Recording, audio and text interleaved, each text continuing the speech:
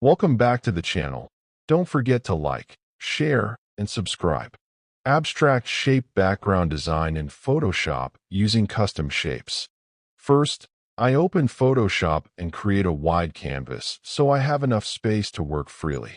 Now I pick the custom shape tool and start placing large abstract shapes across the canvas.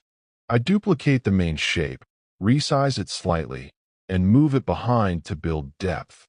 Next, I adjust the colors carefully so one shape becomes the visual focus. Then I lower the opacity of background shapes to keep everything clean.